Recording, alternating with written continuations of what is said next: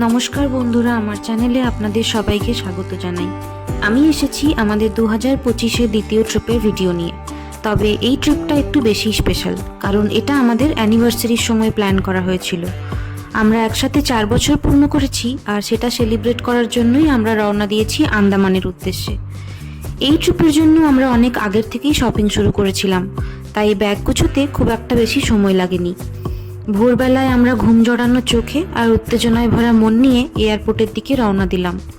As usual আমার প্রিয় এই এয়ারপোর্ট যাওয়ার রাস্তা, এটার একটা আলাদাই মজা আছে। এয়ারপোর্টে পৌঁছে গেছি। এখন এয়ারপোর্টে ঢুকে আমরা যাচ্ছি লাগেজ জমা করতে। প্রথমে আমরা এই মেশিন থেকে ব্যাগ ট্যাগ কালেক্ট করব, তারপরে লাগেজ জমা দেবো।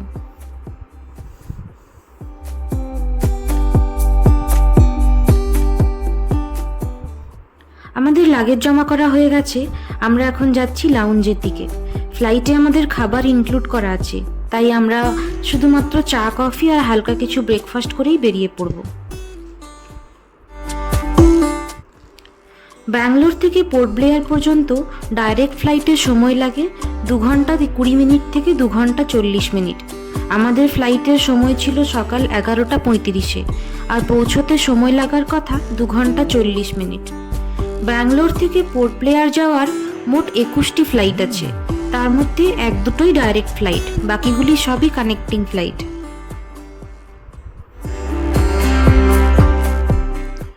আমাদের ফ্লাইট ছেড়ে দিয়েছে আর টেক অফের জন্য রেডি।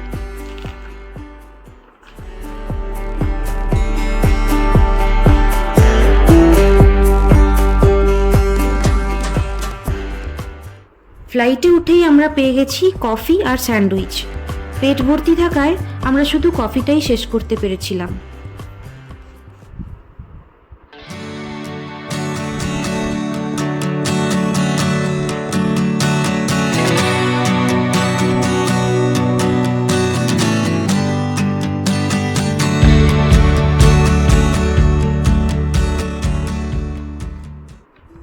আমাদের এই উত্তেজনাকে দ্বিগুণ করে দিল আমাদের ফ্লাইট থেকে প্রথম ঝলক দ্বীপপুঞ্জের কোস্টাল লাইন।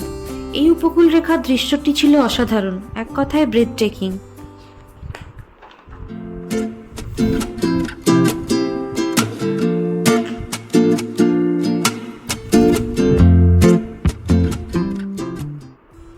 চলুন জেনে নেওয়া যাক আন্দামান ও নিকোবর দ্বীপপুঞ্জ সম্বন্ধে কিছু ইনফরমেশন। আন্দামান ও নিকোবর দ্বীপপুঞ্জ হল ভারত মহাসাগরে অবস্থিত মোট প্রায় 572টি ছোট ও বড় দ্বীপ নিয়ে গঠিত একটি অঞ্চল। এই দ্বীপগুলির মধ্যে গুটি কয়েকই জনবসতিপূর্ণ। আর আন্দামান ভ্রমণের উপকূল সময় হল অক্টোবর থেকে এপ্রিল পর্যন্ত, কারণ তখন আবহাওয়া শান্ত ও মনোরম থাকে। কিছু বিশেষ দিক অবশ্যই মাথায় রাখা উচিত। এই অঞ্চল পরিবেশ সংবেদনশীল হওয়ার কারণে প্লাস্টিক ব্যবহারে বিধিনিষেধ রয়েছে। আমরা পৌঁছে গেছি পোর্ট ব্লেয়ার।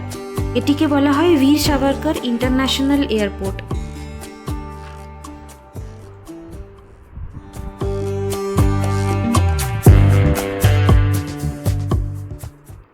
এয়ারপোর্ট ছিল একদম নিট অ্যান্ড ক্লিন। আমাদের লাগেজ কালেকশন করতে কোনো অসুবিধা হয়নি। এখন আমরা এয়ারপোর্টের বাইরে বেরোচ্ছি। একটু আগেই ড্রাইভার কল করে জানিয়েছেন যে উনি বাইরেই আমাদের জন্য ওয়েট করছেন। পোর্ট ব্লেয়ার হলো আন্দামান দ্বীপপুঞ্জের রাজধানী ও বড় শহর। এখানেই রয়েছে জেল, এয়ারপোর্ট, সরকারি অফিস ও পর্যটকদের প্রধান কেন্দ্র। এখানকার মানুষ বিভিন্ন রাজ্য থেকে এসে বসবাস করছেন, তাই হিন্দি, বাংলা, তামিল, তেলেগু সহ আরও নানা ভাষা প্রচলিত। আমাদের এখান থেকে প্রথম গন্তব্য ঐতিহাসিক সেলুলার জেল। আমরা এই সেলুলার জেল ট্যুর শেষ করে হোটেলে যাব, কারণ যদি আমরা আগে হোটেলে যাই আর ফ্রেশ হয়ে আসতে চাই তাহলে এই জেল ট্যুরিস্টদের জন্য বন্ধ হয়ে যাবে।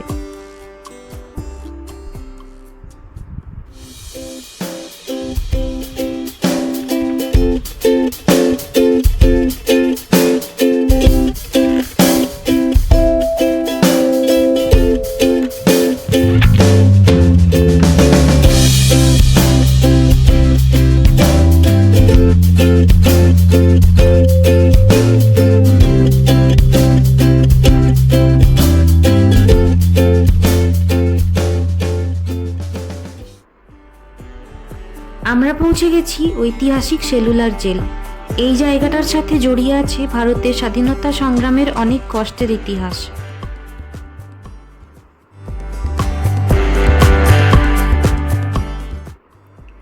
সেলুলার জেলকে বলা হতো কালা পানি, কারণ এখানে যেসব স্বাধীনতা সংগ্রামীদের আনা হতো তাদের বাইরের জগতের সাথে কোনো যোগাযোগ থাকতো না। অত্যন্ত নিষ্ঠুর শাস্তি দেওয়া হতো। শারীরিক কষ্ট, একাকিত্ব আর মানসিক অত্যাচার ছিল ভয়াবহ।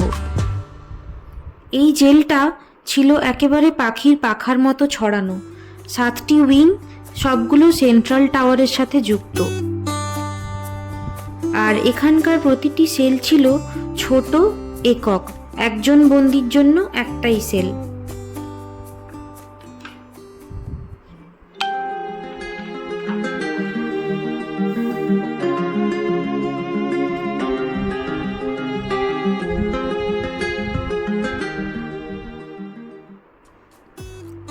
এই যে মডেলগুলি দেখছেন, এগুলো আসলে আমাদের স্বাধীনতা সংগ্রামীদের প্রতিকৃতি এবং কিভাবে তাদের এই জেলে শাস্তি দেওয়া হতো তার নিদর্শন। বন্দীদের জোর করে কুলি বা শ্রমিকের মতো খাটানো হতো, তাদের তেল কল ঘোরানো করানো হতো, নারকেল ছাড়াতেন এবং নির্মাণ কাজ করানো হতো। তাদের খাবার ও জলের ওপর নিষেধাজ্ঞা জারি করা হতো সামান্য কারণে। শারীরিক নির্যাতন, শৃঙ্খল ও হাতকড়া পরিয়ে রাখা হতো দিনের পর দিন, যাতে তারা স্বাভাবিকভাবে চলাফেরা না করতে পারেন। এত নির্যাতন সত্ত্বেও তারা তাদের নিজেদের আদর্শে অটল ছিলেন। আজকের এই স্বাধীন ও উন্নত ভারতবর্ষের পেছনে আছে তাদের মহান অবদান। আমরা সেলগুলি ঘুরে দেখলাম। সেলের ভিতর দেখতেই গা শিউরে উঠছিল। সঠিক সময়ে পৌঁছতে পারায় আমরা গাইডের সাহায্যে পুরো জেলটি ঘুরে দেখে ও তার ইতিহাস সম্পর্কে অবগত হতে পেরেছিলাম।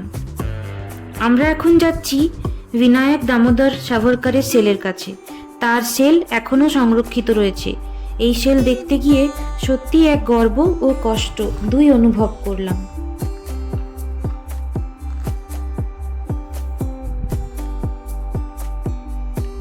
অনেকগুলি সেলের মধ্যে বীর সাভারকরের সেলটিকে শনাক্ত করা সম্ভব হয়েছে ঐতিহাসিক দলিল, সাক্ষাৎকার ও নথিপত্রের মাধ্যমে। তার মধ্যে আছে ঐতিহাসিক রেকর্ড ও জেল রেজিস্টার। এছাড়া সাভারকর নিজেই তার আত্মজীবনী এবং অন্যান্য লেখায় উল্লেখ করেছেন তিনি কোন সেলে বন্দী ছিলেন এবং কেমন পরিবেশে তাকে রাখা হতো। বিভিন্ন সরকারি ও ঐতিহাসিক তদন্তের মাধ্যমে এই সেলটিকে ঐতিহাসিকরা শনাক্ত করতে পেরেছেন, যা আজও সুরক্ষিত আছে। এখন আমরা যাচ্ছি হোটেলের দিকে। ফ্রেশ হয়ে আবার সন্ধেবেলা ফিরে আসব। এখানে সেলুলার জেলে সন্ধেবেলা এক লাইট অ্যান্ড সাউন্ড শো দেখানো হয়।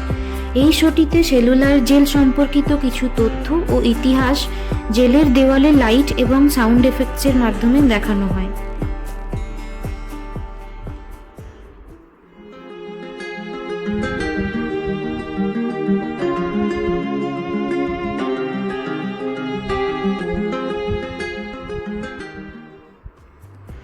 ফিরে এলাম আমাদের hotel Peerless resort port Blair.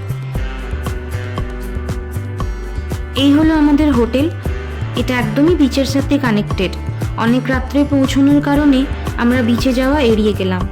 শুধুমাত্র ডিনারের পরে একটু হাঁটতে বের হয়েছিলাম। এই হলো হোটেলের রিসেপশন এরিয়া, যার একদিকে আছে রেস্টুরেন্ট আর আরেক দিকে আছে সিটিং অ্যারেঞ্জমেন্ট।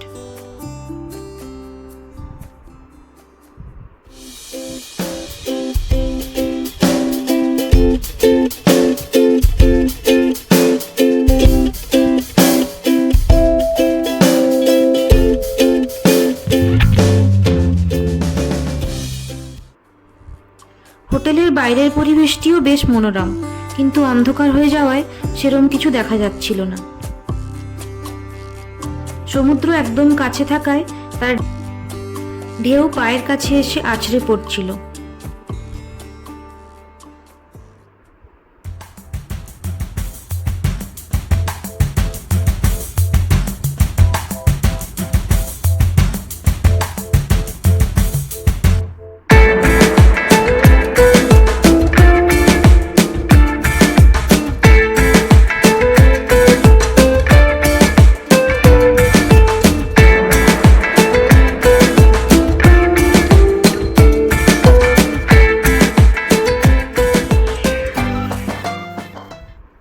হোটেলে ফিরে এলাম আর একসাথে 4 বছরের সফর পূর্ণ হওয়ার আনন্দে একটি ছোট্ট কেক কেটে সেলিব্রেট করলাম।